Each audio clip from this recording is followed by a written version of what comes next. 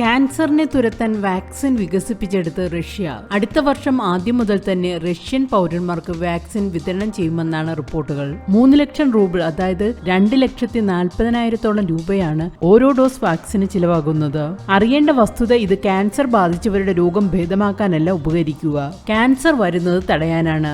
Russian ശാസ്ത്രജ്ഞർ പറയുന്നത്, ആരോഗ്യമുള്ള മനുഷ്യൻ ഈ വാക്സിൻ സ്വീകരിക്കുന്നതിലൂടെ അവർക്ക് ക്യാൻസർ വരാനുള്ള സാധ്യത വളരെയേറെ കുറയും. തങ്ങളുടെ രാജ്യത്തിലുള്ളവർക്ക് റഷ്യ ഈ മരുന്ന് സൗജന്യമായി നൽകും. ഇതിലൂടെ റഷ്യ ഒരു ക്യാൻസർ ഫ്രീ രാജ്യമായി മാറുമെന്നാണ് വിലയിരുത്തപ്പെടുന്നത്. തങ്ങളുമായി സൗഹൃദം പുലർത്തുന്ന രാജ്യങ്ങൾക്കും റഷ്യ ഈ വാക്സിൻ സൗജന്യമായോ സബ്സിഡി നിരക്കിലോ നൽകുമെന്നാണ് അറിയുന്നത്.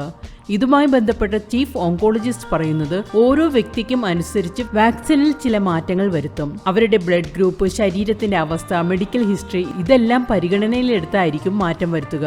അതുകൊണ്ട് പേഷ്യന്റിനെ ടെസ്റ്റ് ചെയ്തിട്ട് മാത്രമേ വാക്സിൻ നൽകുകയുള്ളൂ. ഈ വാക്സിൻ വിജയിക്കുകയാണെങ്കിൽ കോടിക്കണക്കിന് ആൾക്കാരാണ് ക്യാൻസറിന്റെ പിടിയിൽ നിന്ന് രക്ഷപ്പെടാൻ പോകുന്നത്.